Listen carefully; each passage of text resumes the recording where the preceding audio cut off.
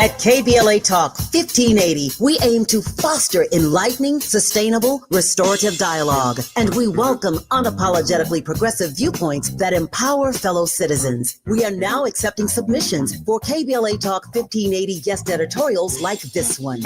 With the KBLA Talk 1580 guest editorial, I'm Martin Gordon, chair of the Pasadena Community Coalition. Recently, I listened to a Tavis Smiley show conversation with James Farr. James said something that caught me off guard. Black Altadena is gone. My community is being murdered. I said murdered. All you have to do is go to our website homepage at KBLA1580.com and click on the icon that says KBLA Guest Editorials to learn more about our editorial standards and content submission guidelines. As long as the topic aligns with our mission, we are happy to review your submission and consider it for broadcast. We can't make any promises, but we want to amplify progressive perspectives that are community-focused and solution-oriented. So go to KBLA1580.com right now to download all the information you need about our guest editorials. At KBLA Talk 1580, we've got your black.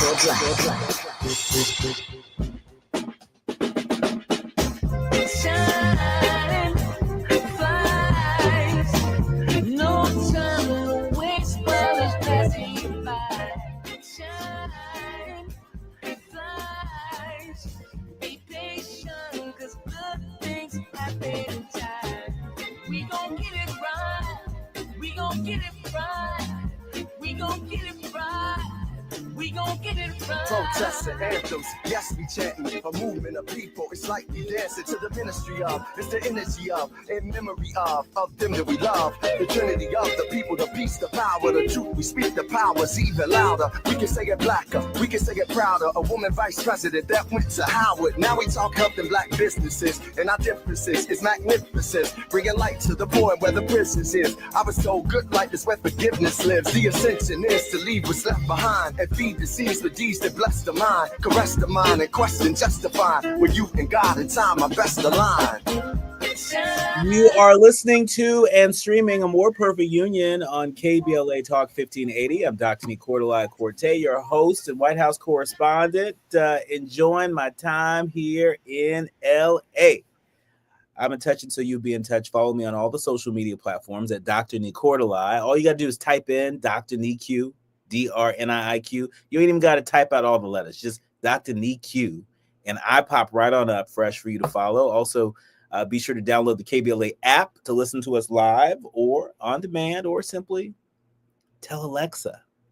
You can tell Alexa to play KBLA Talk 1580, and there we are for your listening pleasure. Last but not least, subscribe to A More Perfect Union podcast. We make a great companion when you're on the beach. Great companion when you're standing in the line at the grocery store. Great companion when you're bopping around town. And if you subscribe to A More Perfect Union podcast, you'll never miss an episode. Now, I have some news to make. And so I'm making the news. You should all know that I'm proudly a part of the National Association of Black Journalists. And it is a point of pride to be able to step to this mic each and every day and to spend time with you and to do this work in the tradition of the Black press. Where our mandate is not just to inform, but to liberate. And it's in that spirit that I am overjoyed to endorse Aaron Haynes to be the next president of the National Association of Black Journalists. I'm going to tell you why I'm endorsing Aaron Haynes to be the next NABJ president. Now is the moment for NABJ to entrust its future to a new generation of leaders who bring vision, who bring energy, and a deep understanding of the African diaspora, qualities that Aaron embodies, with a proven record of rising to the occasion. Look, having traveled with her through Ghana, Tanzania, and Zambia on a historic trip to Africa led by Vice President Kamala Harris, I witnessed firsthand her sharp insights, her impeccable news judgment, and nuanced perspective. Qualities that shine both in real time and in her work as editor at large for the 19th. And so in an era marked by relentless attacks on freedom of the press, relentless attacks on Black history, relentless attacks on Black leadership, NABJ needs a community builder. NABJ needs a fierce advocate for all journalists. Make no mistake about it, Aaron Haynes is that leader. I don't do this for just any old body. Aaron Haynes is a special type of leader, and NABJ is a special type of organization, and together I think they can meet the moment. And so you have heard it from me. Aaron Haynes for NABJ president, and that's my story, and I'm sticking to it. Now, it's time for your national news roundup. It's time for you to decide the good, bad, and ugly headlines of the day.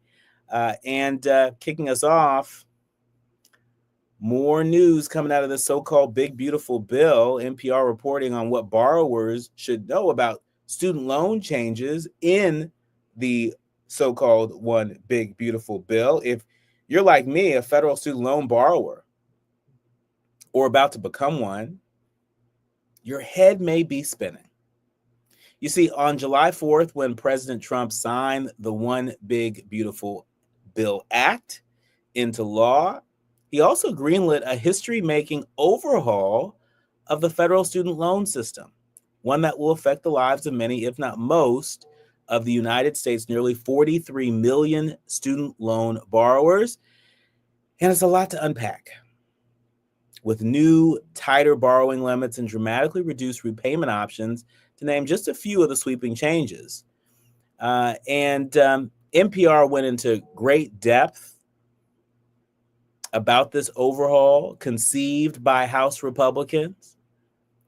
And I won't get into all of it, but you should know that beginning July 1st, 2026, new loans will be subject to new borrowing limits. Undergraduates won't see any changes to their loan limits, but it's a very different story for graduate students and parents. You see, for graduate students, a new limit will make it harder for lower and middle income borrowers to attend pricier graduate programs. The current Grad Plus loan allows students to borrow up to the cost of their graduate program, but Republicans are shutting it down. They're shutting that down next year. After that, grad students' borrowing will be capped at $20,500 a year with a lifetime graduate school limit of $100,000, a big drop from the previous cap of $138,500. So imagine if you're going to business school, you're going to law school, you're going to medical school, where every dollar counts. Imagine if you are a first-generation college student. Imagine if your family doesn't have, any equity or a 401k to tap into in order to help make ends meet in order for you to go to college. You see, elections have consequences. This is a consequence of the election. It's a consequence of the composition of Congress, where Republicans currently have control. It's a consequence of every member of the House and Senate that voted for this bill that we have to live with. And so I want to encourage people to go to NPR. This is why we need NPR. This is why we need PBS. This is why we need outlets like The Sorts to separate the fact from the fiction. Read it for yourself and govern yourself accordingly. When we come forward, we're switching gears. I'm looking forward to welcoming Erica Cobb. She has been shaping the culture on the airwaves for some time now. She's best known for 7 seasons, count them, 7 seasons on the nationally syndicated daytime talk show Daily Blast Live. She is now turning the page and doing some incredible work, which we'll talk about. But she is also a media maven on a mission We're going to talk to you about that mission and more when we come forward. You're listening to and streaming A More Perfect Union on KBLA Talk 1580. You're listening to A More Perfect Union on KBLA Talk 1580. We've got a lot to talk about. Well, thank you. Yeah. At KBLA Talk 1580, we're proud to be celebrating 4 years on the air, but we know we could not have made it this far without you. We work hard every single day to curate conversations that will enlighten, encourage, and empower you. So, from all of us at KBLA Talk 1580, a big thank you for your love and support. You don't know how much you mean to me. And by the way, if your smartphone did not update automatically, be sure to download our brand new KBLA 1580 app. We think you'll love all the new features, including new ways to send us photos and video in real time. Whenever news breaks, while we're on the air, it's a new dawn, a new day for KBLA Talk 1580. And we're glad you're on this journey with us. You never turned away, you were right there. Thank you, thank you. Y'all ready for Gillette's best shave? Try Gillette Labs with 5 ultra-thin blades, a built-in exfoliating bar, a precision trimmer on the back for sharp lineups. Gillette Labs delivers that smooth shave. Plus, and check this out, with one refill, you'll get up to 30 shaves. And on average, the blades last 50% longer than Gillette Fusion. Got something special coming up and you gotta look good? Check out Gillette Labs, the best a man can get. Gillette Labs also available in heated. Febreze. It's a classic odor tale. You fried fish for dinner, cleaned up, but the smell is still in the house. And the neighbors are coming over for game night. They're on their way. And then you spray Febreze Air Mist. Febreze Air starts working instantly to fight even your toughest odors, so you go from fish to fresh like that. Now, all you have to worry about is Pam cheating at charades. Breathe happy, Febreze, la la la la. KBLA Talk 1580. We've got a lot to talk about. KBLA Talk 1580, connecting you with services and solutions. The Los Angeles Regional Food Bank is on a mission to fight hunger and provide nutritious food to those in need across our community. They partner with federal, state, and local programs advocating for better policies and funding for critical hunger relief programs like Cal Fresh, the Emergency Food Assistance Program, and the Child and Adult Care Food Program. The food bank works with coalitions and local representatives to make sure hunger is addressed in every district of LA County. They also run nutrition education campaigns, raise hunger awareness, and source nutritious food for distribution, all while supporting regulations that allow food pantries to operate safely. Want to help? Visit lafoodbank.org or call 323-234-3030 to volunteer or find a food bank near you. Together, we can ensure that no one goes hungry in Los Angeles County. This is a community call to action from KBLA Talk 1580. We have no permanent friends or permanent enemies. Only permanent interests. As we effort to build a more perfect union. You are listening to and streaming A More Perfect Union on KBLA Talk 1580. I'm Dr. Nii-Quartelai, joining you live from Los Angeles, where I get to be in conversation with Erica Cobb. She is the CEO of Comeback TV Presents, but you might remember her as the NAACP Image Award winning nominated broadcaster. She is a seasoned TV host, a social commentator. You might remember her from Daily Blast Live for 7 seasons. Not easy to do.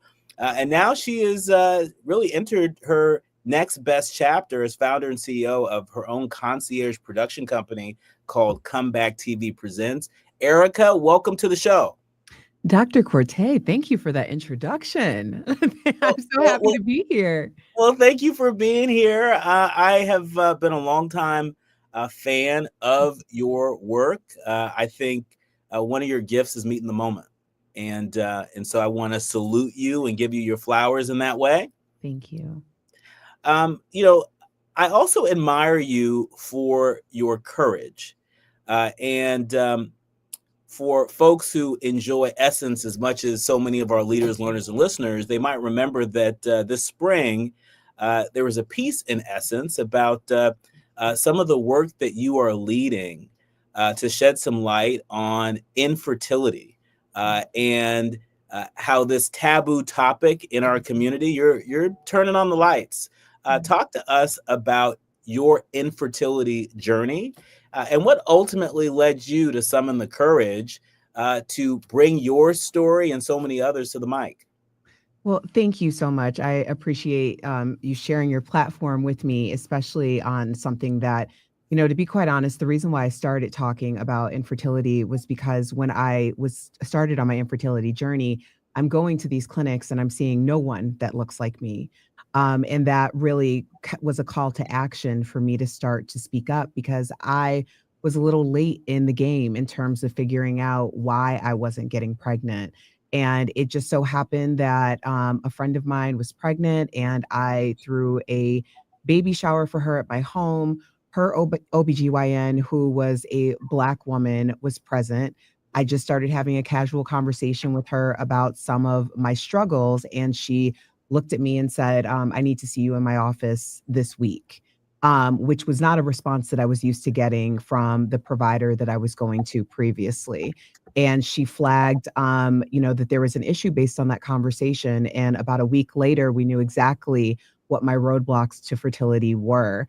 That was 3 years ago. So it's been a very long journey. We're still very much anticipating and hopeful that we will get to grow our family.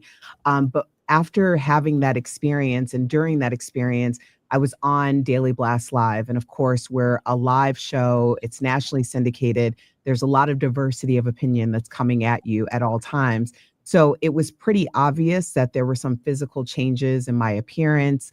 And I just wanted to kind of get ahead of it because I had people congratulating me on being pregnant because at the time I was going through IVF and I did appear to be with child.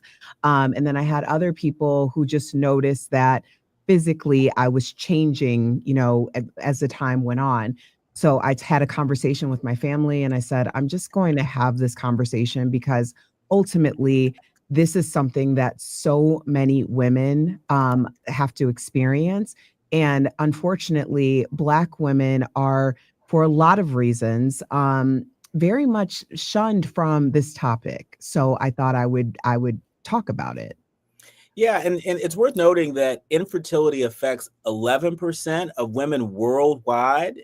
And like so many other health challenges, fibroids being another example of, just medical issues that don't get talked about enough through the lens of Black women. Like you, I have so many friends that are Black women that have suffered in silence when it comes to matters related to infertility and fibroids, which, by the way, are issues that are not mutually exclusive. Right. Exactly. And another issue that's not mutually exclusive is for a woman like myself who has put at the forefront my career, a lot of women find out this information much later. And, I remember having a friend whose mother was emphatic about the idea that you have to have babies before you're 35. And when I was 35, I wasn't in a position to grow a family.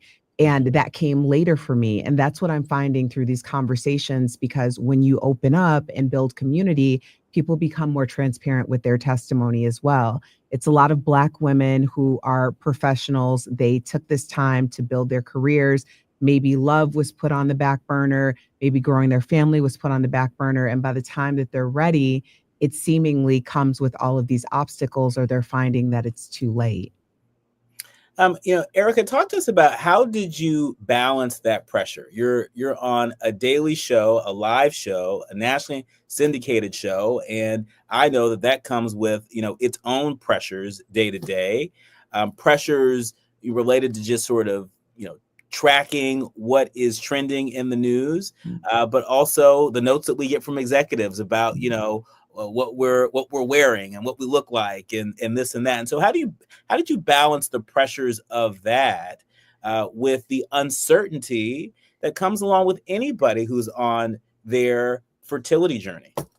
The short answer is therapy, and lots of it. Yeah, I mean, it really is important, not only the community aspect, to have people who can understand what you're going through, but also people who can help you make sense of what you're going through.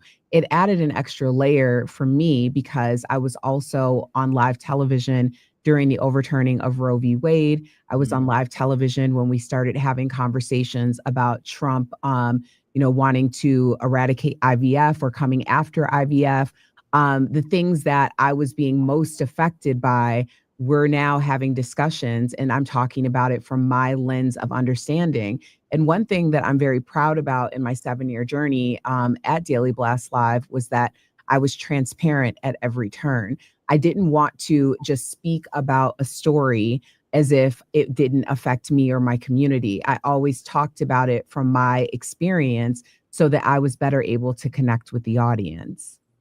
Let's talk about this movement that you're building. You're not building this movement alone. There are a series of conversations that you have hosted along with friends and colleagues who've also faced challenges in becoming parents. It's called Fertility Unfiltered. Talk to us about what you've learned tapping into, this community of folks who may otherwise be suffering in silence. But instead, you've given that silence a platform, and so to the benefit of so many of us that are at different places on this journey to becoming parents. Talk to us about sort of some of the most memorable insights that you have gleaned from Fertility Unfiltered. Fertility Unfiltered gave me the opportunity to not only share my personal journey with my husband, but also it was the diversity of stories. When we spoke with CNN's Abby Phillip, she was someone who was able to get pregnant. It wasn't planned. And she talked about how she was very scared of, obviously we hear about Black maternal health or Black maternal health and mortality rates.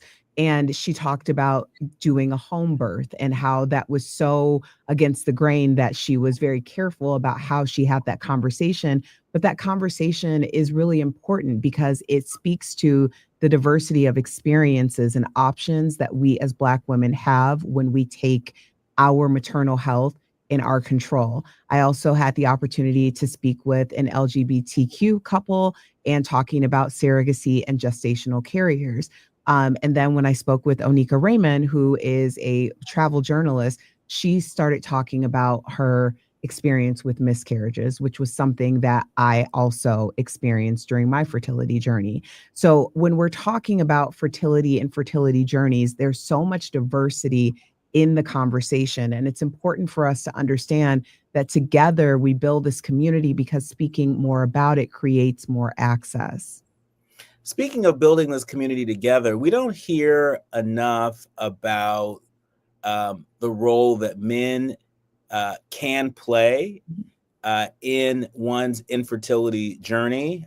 You mentioned, your husband as a part of the Fertility Unfiltered content that you put out. Talk to us about what messages we don't hear enough from men who are doing the best they can to support their partner in their fertility journey. What insights did you glean from your own husband that made this journey more bearable? Well, first, for starters, if you're experiencing fertility issues, it's important for both you and your partner to be tested. A big part of the viability of the pregnancy does have to do with the sperm. So it's important that we know exactly what we're working with so that you can troubleshoot what the issues may be. When you're in the fertility journey, though, I think a lot of people focus solely on the woman, which is very important. But when you're in a partnership going through this, it is important to tap into the feelings and the thoughts and the energy of your partner. It plays a role. I experienced 2 miscarriages, unfortunately, during my journey. And while everyone was looking to me, asking me if I was okay, I was looking to my husband to see how he was feeling, because not only does he now become the caregiver, he's also experiencing a loss. And I think that story isn't told quite enough, because when you have a partner who you're going through this with, it is important to share the energy and make sure that your energy is positive. And the only way that you're going to do that is by tapping into how each other are feeling. I mean, I think that's so beautiful. That's so beautifully said. And I really appreciate you for giving voice to that, because I think there are a lot of men out there, there are a lot of partners out there that may be feeling that may be experiencing that, and might feel almost selfish in giving voice to that, given the experience that the carrier of that child might be having. And so to all of the men out there, all the partners out there that are looking to be seen, there's some really extraordinary content out there. I want to encourage folks to check out your series, Unfiltered, out there. I think it's going to bless somebody out there, and it's hopefully going to help someone out there to feel seen in a very powerful way. When we come forward, I want to switch gears because there is so much happening in the news, including this $8 billion acquisition of Paramount by Skydance Media. Well, guess what?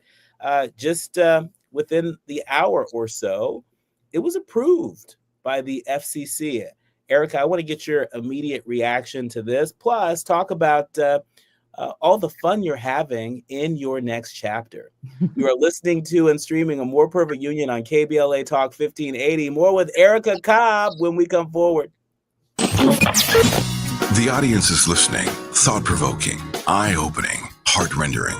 This is where authentic voices meet powerful discussions on culture, community, and change. This is where Black voices matter. He's breaking boundaries, amplifying diverse perspectives, and tackling the issues that matter most to you. You're inside A More Perfect Union with Dr. Nii-Quartelai on KBLA Talk 1580.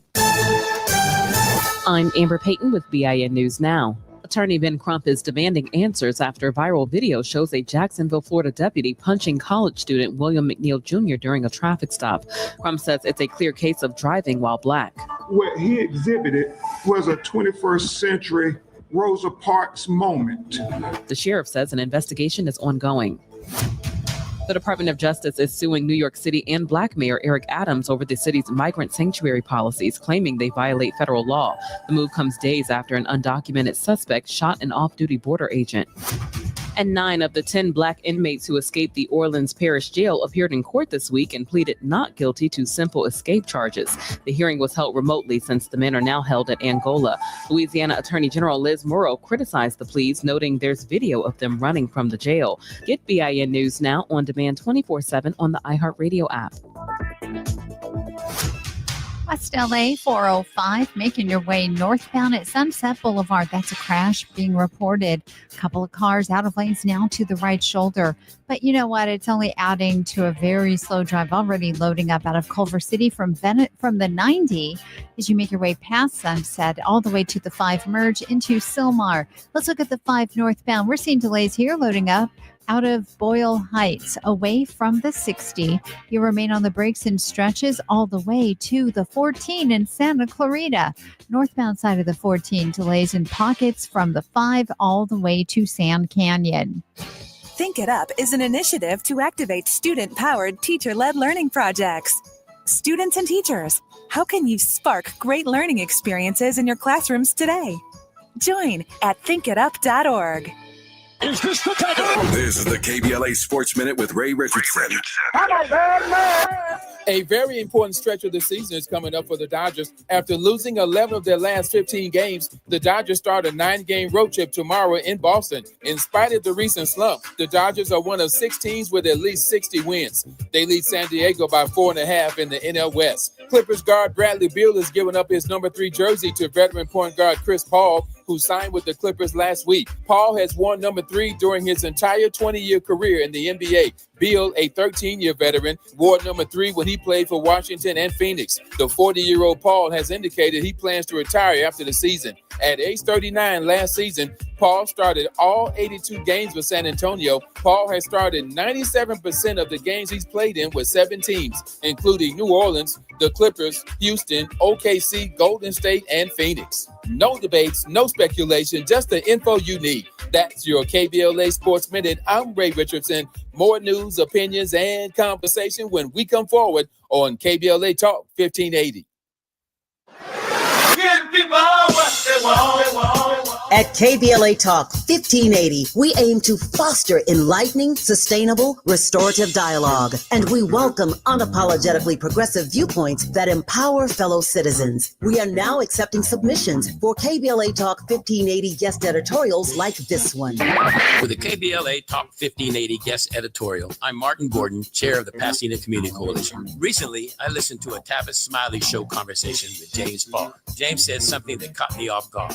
Black Altadena is gone. My community is being murdered. I said murdered.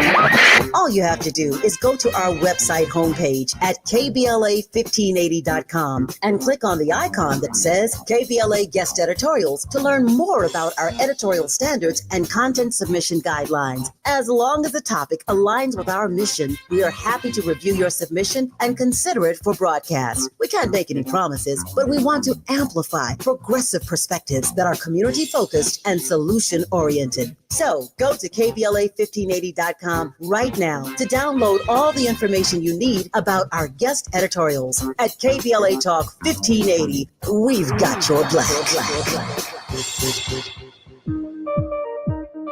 JP Morgan Chase offers tips for the local business owners in 2025. Small business landscape is ever-changing, and the Los Angeles market is no exception.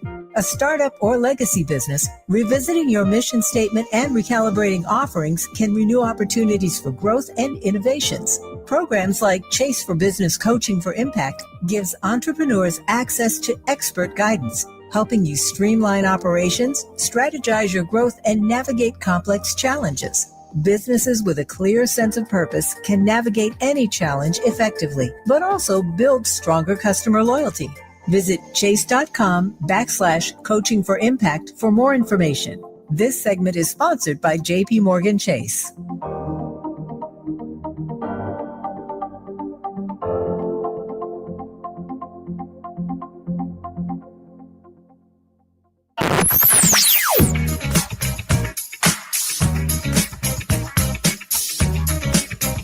This is KBLA Talk 1580. Talk radio. That's music to your ears. We're unapologetically progressive. KBLA Talk 1580. Hit me! National news of consequence, informed opinion, and analysis beyond the headlines. You're listening to A More Perfect Union on KBLA Talk 1580.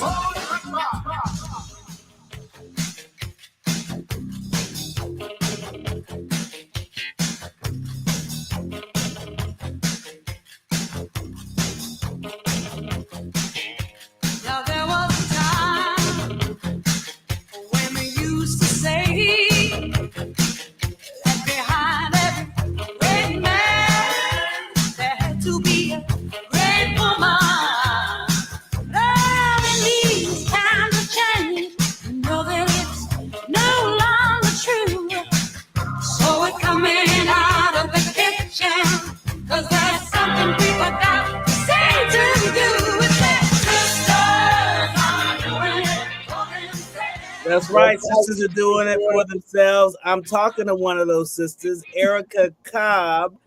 She is the CEO of Comeback TV Presents, celebrated journalist, NAACP Award nominee, and doing some amazing work.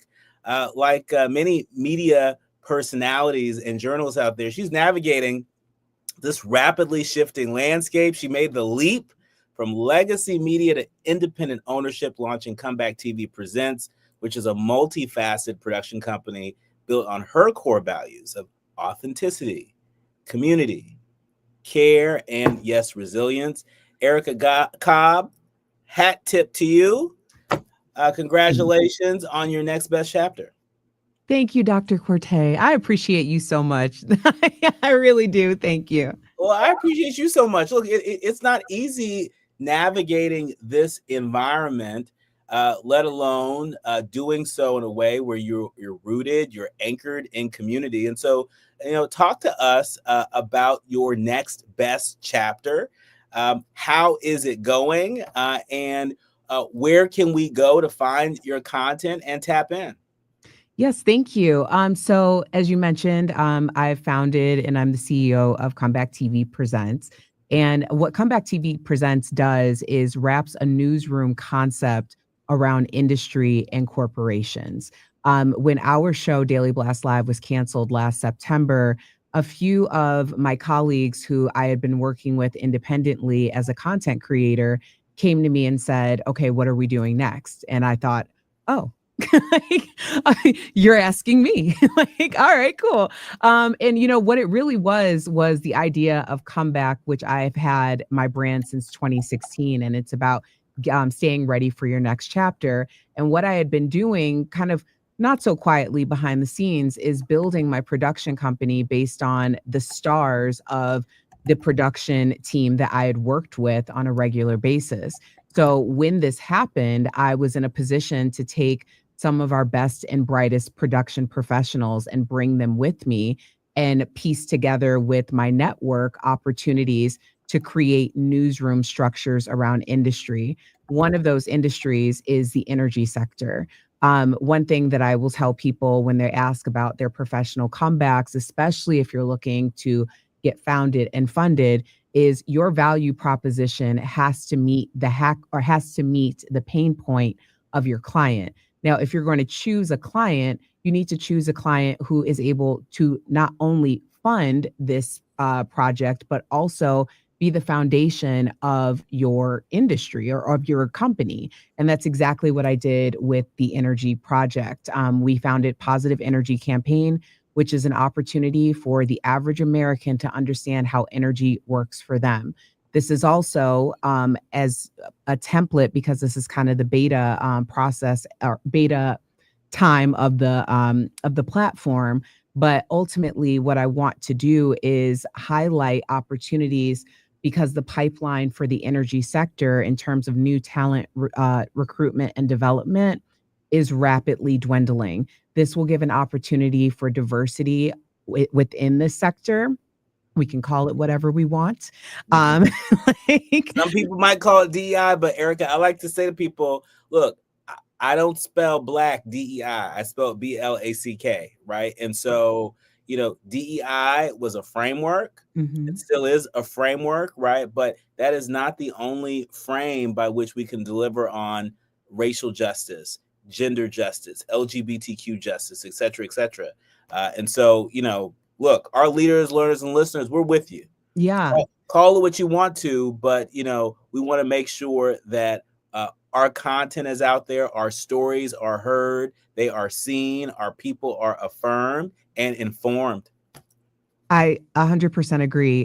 When we're talking about, obviously, when we're referring to DEI, we know who has benefited from DEI the most, and that is white women. But what I'm sorry, Erica, can you say it again for the people in the back? Oh, white women have absolutely benefited from DEI initiatives the most, and exponentially greater than Black people as a whole. But what I'm seeing in this sector, and it's a diversity of energy, everything from oil and gas to wind, solar, green initiatives. We are really trying to have this be a nonpartisan example of how people can better understand and make energy work better for them and their pocketbooks. And what I really like about what you're doing with Comeback TV Presents, it's not just about content creators. I think that's just one part of it. It's not even nearly half of it. What I like so much about what you're doing is that you're building these strategic partnerships with brands and organizations. And so to your point, it's recognizing where it hurts, where are those pain points, right? And how can we collaborate, to allow everybody to do what they do best, right? And so I really appreciate the company that you are building and the lane that you're building, particularly when it comes to independent media. Let's talk about independent ownership, because there are a lot of folks out there that are creating content that they don't own. And I think sometimes people get it twisted. You can still collaborate with others and own your stuff. And sometimes ownership may not be 100%, but it ain't 0%. And so talk to us about your journey in independent ownership. Well, my journey has been, I will say, divine timing. I had applied for the Goldman Sachs 1 Million Black Women Black in Business program back in the spring of 2024. I got the acceptance letter shortly before it was announced that Daily Blast Live was being canceled in September. Our last day on the show was September 6th. I immediately got on a plane and went to New York because September 9th was orientation for the Goldman Sachs program powered by NYU Stern. So what I found was that I had this really great foundation for my production company, but this was an opportunity to take myself from a founder to a CEO, utilizing the top resources of both Goldman Sachs and as well as NYU Stern. And on that journey, it gave me the ability to have a very strong foundation in bringing on my executive team, as well as the field crew and our editors and producers. So it was very divinely aligned for me. But that being said, it doesn't come without challenges. I will be up at night. My husband's like, "What's wrong?" And I'm like, "Oh my gosh, I'm responsible for people's salaries." I'm responsible for these things. And it made me think very differently. It really taught me about the importance of networking. And I had never thought of what I had been doing my entire media career as networking, but everyone has a network. And I'll tell people this all the time. When you really sit back and think about the people around you, the opportunities around you, you may not think of it as networking because you're not actively trying to get something from someone, and someone may not actively be trying to get something from you. But what I found is just by being an authentic person, a person who engages with others, when I sat down and thought about who my network really was, I realized that there were all of these opportunities that I could satisfy and eradicate pain points in these companies and industries. And that's the way that we need to be thinking about it for the next chapter. That's right. Having you here, I'd be remiss if I didn't share at least one headline that's trending to try and get your hot take on it. ABC News reporting that the $8 billion acquisition of Paramount by Skydance Media has been approved by the FCC. The deal includes the CBS Broadcast Network, Paramount Pictures, and Nickelodeon. Brendan Carr, the chair of the Federal Communications Commission, said in a statement after the announcement that he welcomed Skydance's commitment to making significant changes at the once storied CBS Broadcast Network. He went on to say that Americans no longer trust the legacy national news media to report fully, accurately, and fairly. It's time for a change. My goodness, Erica, to me, it seems that CBS Paramount gave more than just a pound of flesh in order to make this deal go through. We all are still reeling from Steve Colbert's show being canceled, and The Late Show, a storied franchise, being discarded. That's what it feels like.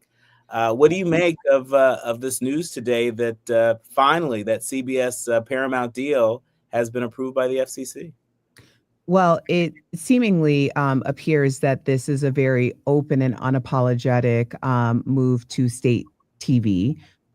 This is a situation where you have a number one show being paraded out into the town square to basically warn the others that if they don't move in a certain way, they will be next. the best way to get someone's attention is to take out the top brass. And Stephen Colbert being taken out in this way was definitely a warning shot to anyone else who was going to speak against this administration. The idea that CBS Paramount agreed to a $16 million settlement and Trump got on Truth Social to talk about the new ownership satisfying another $20 million. And now we're getting this news that the FCC approved. I mean, I don't know if people are familiar with how slowly the wheels turn on these acquisitions, but this is unprecedented. Much like most of the things that we've seen happen in this administration are unprecedented. So I think that people should stay vigilant. I think that people should stay informed and be very specific about where they're getting their information from. This is a time that we as people with, I'm saying this personally for me, but everyone has a microphone. We have to be so intentional. Some people are out there calling themselves journalists, and you are not journalists. Journalists abide by journalistic integrity. Journalists abide by credible sources. This is the reason why when you muddy down a term that used to be have so much cachet as journalism, and you call every single person with a microphone a journalist, now no one knows what to believe or who a credible source is. I think that we need to protect our journalists. I think we need to protect our journalistic institutions, and we have to be very mindful about where we're getting our information. Amen, amen, amen. Erica, where can people go to tap into the great content that you are pushing out to the world from Comeback TV Presents? Where can we go? Thank you. You can go onto my social media at Erica Cobb. That's on Facebook and Instagram, and also Comeback TV Presents. We're on Instagram and LinkedIn. So yeah, you can follow all that we're doing there. Well, thank you so much for joining us. Please come back again soon. Absolutely. And congratulations on your next best chapter. Thank you, Dr. Corte. Appreciate you. You're listening to and streaming A More Perfect Union on KBLA Talk 1580, the quiet part out loud when we come forward. Thank you, Erica. Thank you. Striving to make America a nation as good as its promise. This is A More Perfect Union on KBLA Talk 1580. We've got a lot to talk about. Attorney advertising. Prior results do not guarantee future outcomes. Founded in Los Angeles in 1986, litigation powerhouse Quinn Emanuel has deep roots in the Los Angeles community. Since 2007, we have litigated some of the largest fires on the West Coast. We are proud to be the only AmLaw 100 firm in the country to represent wildfire victims, giving affected individuals, families, and businesses the same focus and individualized attention we devote to our Fortune 500 clients. BTI Consulting has repeatedly recognized Quinn Emanuel as among the 4 law firms in-house counsel least likely to oppose in any litigation, and we are often deemed the most feared. And after securing over $80 billion for our clients in various matters firm-wide, we understand why. If you have been affected by the recent wildfires in Altadena and the Palisades and would like to discuss your situation further, please contact wildfire support at QuinnEmanuel.com or call us at 213-443-3050. Quinn Emanuel is proud to sponsor Conversation Live Altadena Rising with James Farr on KBLA Talk 1580. Attorney advertising. Prior results do not guarantee future outcomes. KBLA Talk 1580. We've got a lot to talk about. KBLA Talk 1580, connecting you with services and solutions. Worried about eviction? You have rights, and Stay Housed LA can help. Stay Housed LA is a partnership between LA County, the City of Los Angeles, and local service providers. From Lancaster to Long Beach, we're here to help you with tenant education workshops, legal clinics, free legal services for eligible tenants, and online resources about tenant protection laws. Don't face eviction alone. Call our hotline at 1-888-694-0040. That's 1-888-694-0040. Or visit stayhousedla.org. Stay Housed LA, keeping Los Angeles residents in their homes. Stay Housed LA, your rights, your home, our community. This is a community call to action from KBLA Talk 1580.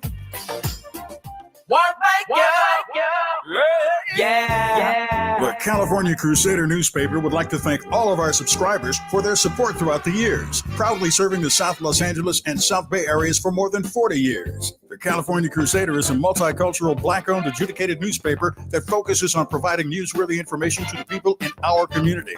We're constantly looking for ways to assist businesses in our community to connect with our subscribers. We provide low-cost, effective ways to promote your business with our reasonable and affordable advertising rates. You can participate by suggesting, sharing, and submitting your stories on the California Crusader newspaper Community Share Facebook group page, or visit our website at cal-cruise-news.com. That's calcruisenews.com. Then click on the Submit Now button located on the top right corner of the homepage, or text CCN to 42828. Again, text CCN to 42828. The California Crusader newspaper, working together to build a better community for our future. Subscribe today. Notable journalists, industry leaders, lawmakers, change makers, tastemakers, and you working to build a more perfect union on KBLA Talk 1580. You're listening to and streaming A More Perfect Union on KBLA Talk 1580. As we close out the week, I don't know about you, but I just can't shake the news about Malcolm Jamal Warner's death. There have been so many stories that have come out since the announcement of his death earlier this week. People.com reporting that Malcolm Jamal Warner's podcast co-host has been reflecting on what she calls the unfair ending of his life, and details their final text. Malcolm Jamal Warner's friend and fellow podcast co-host, she's still grappling with the news, as we all are, of his tragic death. Journalist and professor Candace Kelly, who co-hosted the Not All Hood podcast with Warner, opened up to people about her good friend who died on July 20th after drowning in Costa Rica while on vacation with his family. She said, quote, "He was just in the middle of everything, the middle of his life, the middle of moving back into his home after dealing with a pipe burst, the middle of summer, work. The incompletion just feels so unfair." She also mentioned that they'd been texting up until the day before. She said, quotes, "He texted me from the plane to say he was tired, then sent off a 5-paragraph email about work.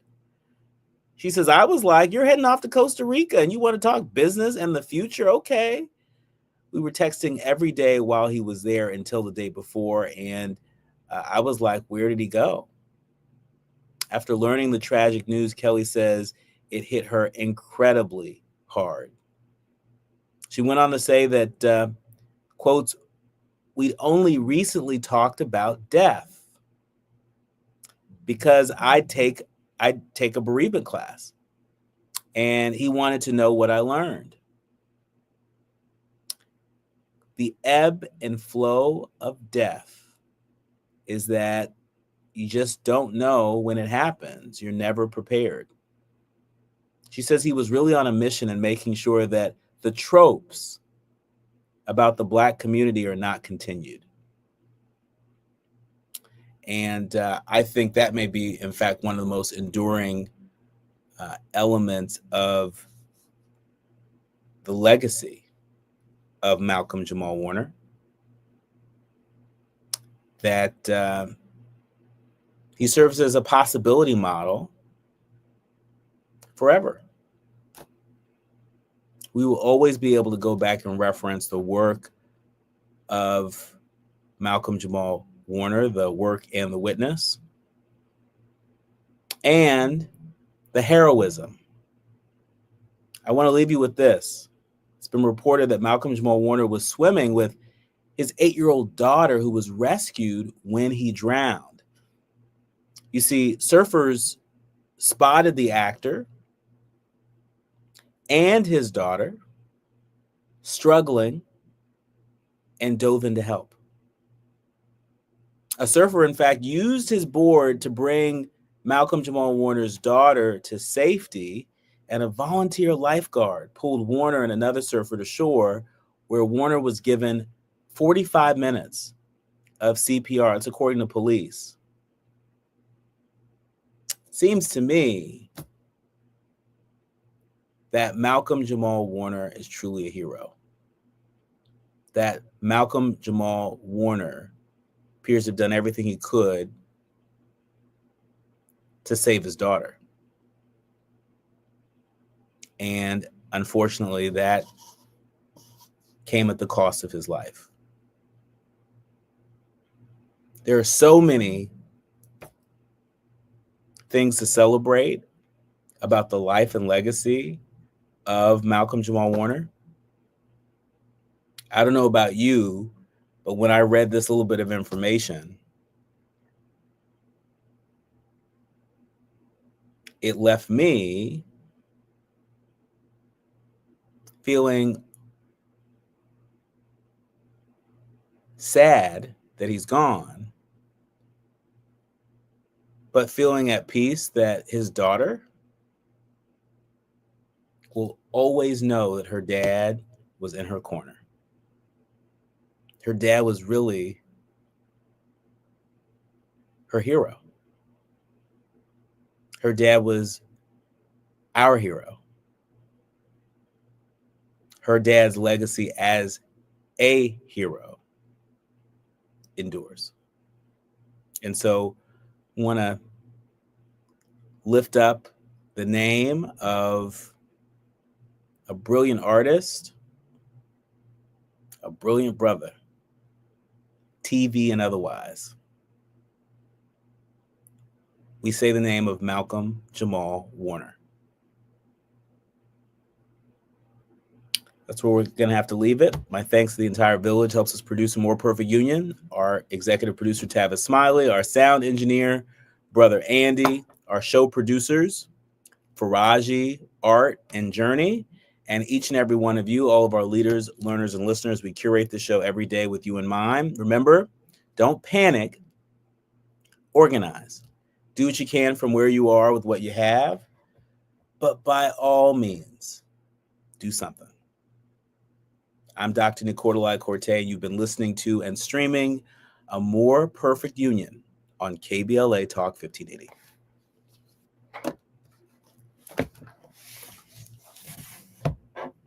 Caught on video sparked debate over whether the drink contained alcohol and ice. The mic was later auctioned for $99,000.